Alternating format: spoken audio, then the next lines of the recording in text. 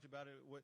They help make sure that they're are delivering cars or trucks or delivering goods to people across the entire region. And without them, people would be lacking in what they need. And so we cannot thank you enough for what you guys do, and proud of your success of having so much business, whether it be through the pandemic or after the pandemic. It demonstrates the need of what people in this region have, that they are depending upon you. But a related component of it, as we're going through supply chain challenges these days, your company is an essential part of helping to respond to that supply chain challenge.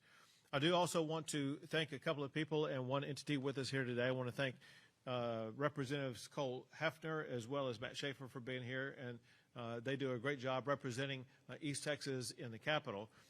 There are representatives from an organization that represents the types of businesses that gather with us at this table today. And it's the National Federation of Independent Business. Thank you all for your leadership of helping small businesses. I'll make a comment here shortly about small businesses. But I'm proud of what Fleet Services is doing here in Tyler. And among other things, one thing they do is they provide good paying jobs for hardworking men and women. And this hardworking men and women, whether they be in Tyler or around the region, they earn a paycheck. They can use that paycheck to buy a home, to provide for the family, to have their own slice of prosperity. And Preferred On-Site Fleet Services is now part of the Texas economic juggernaut. They are part of the successes I'm about to tell you that Texas has been achieving every single year. Every year that I've been governor, Texas has been ranked the #1 state by CEOs as the best state to do business. Every year that I've been governor, Texas has won the National Championship Award for being ranked #1 of all the states in the United States for economic development. That means more projects are coming here, growing here, hiring employees here, and that leads to more business for all the different businesses around the table. Also, every year that I've been governor, Texas has ranked #1 in the United States for the most amount of exports from our state. And this past May, Texas, for the first time ever, became home to more headquarters of Fortune 500 companies than any other state in the country. Now, a lot of what I just talked about deals with large businesses. Most businesses in Texas are small businesses. More than 90% of businesses are small businesses. And that's where entities like National Federation of Independent Businesses come in, because they support small businesses. But I'm proud to tell you that Texas also ranks #1 in the United States as the best state to start a small business. When you add all this together, it leads to several profound effects.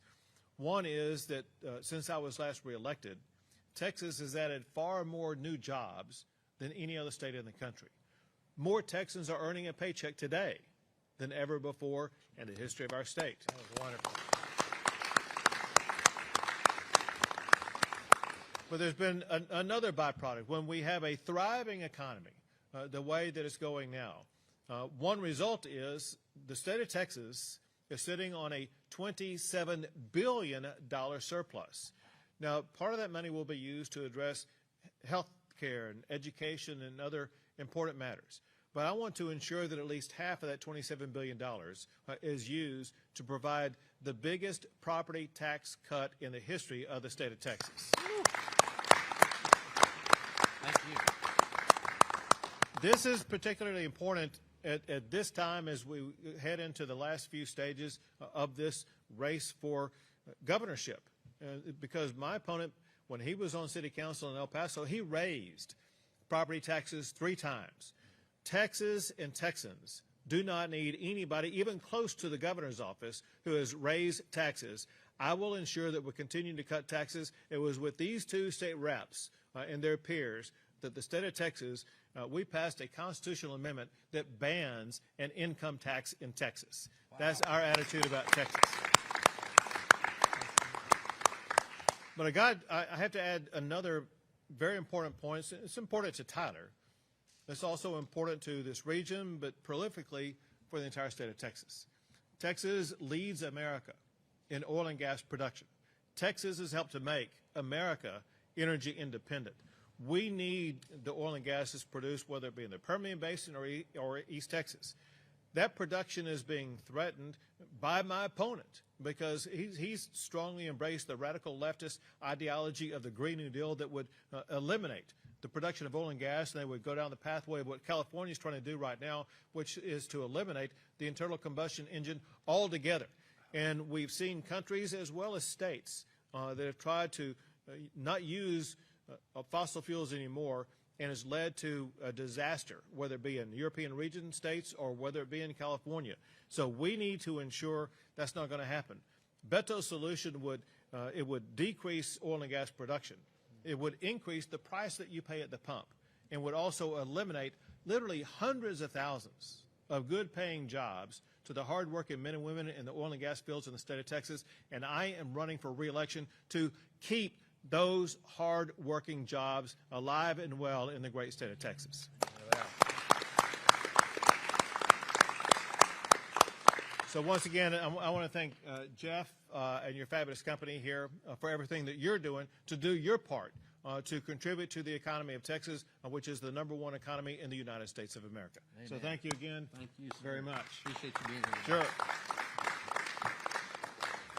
We'll take a few questions.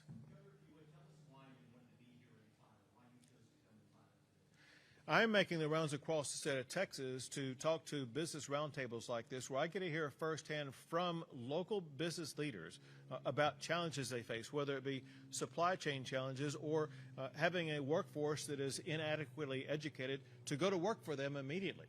And so we talked about issues like that as well as other issues, so that we will take that information and go back to the next legislative session and specifically address those to make sure that these businesses will be better equipped, whether it be with employees or new policies, so they can continue to succeed.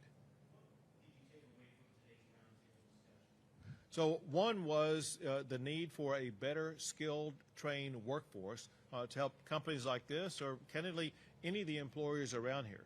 Two is making sure we do a better job fundamentally at education, at early education, to make sure that our kids are going to be able to read.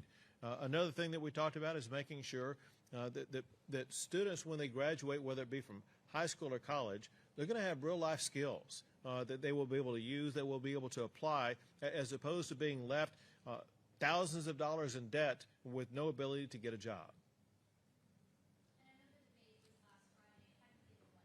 Listen, we were able to show the differences, and we were able to show that Beto supports defunding the police, open border policies, supports this radical ideology of easy bail that lets dangerous, deadly criminals out of jail, and the way that he would destroy our economy by destroying the oil and gas sector in the state of Texas.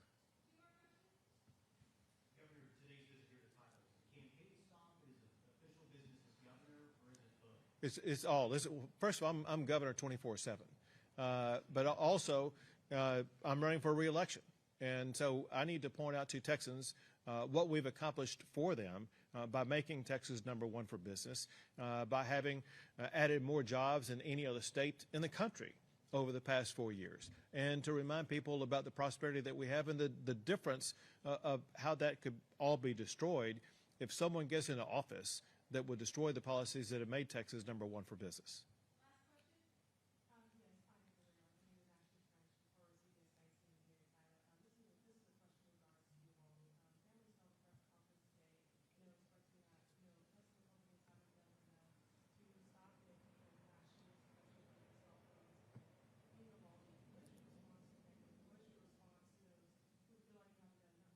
So let's be clear about what we have done.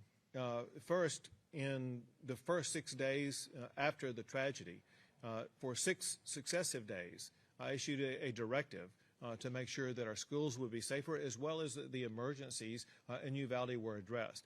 In addition to that, I worked with the Texas Education Agency and the Texas School Safety Center to make sure that all schools across the entire state of Texas would be safe when students return to school this past August. I also created a new position at the Texas Education Agency that would respond directly to the governor, called the Chief of School Safety and Security.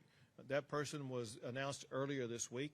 He's a former member of the Secret Service, who brings a high level of skill set to make sure that all schools around the state of Texas will be implementing the safest measures. Thank you all very much. Thank you. Thank you again. Appreciate you being here.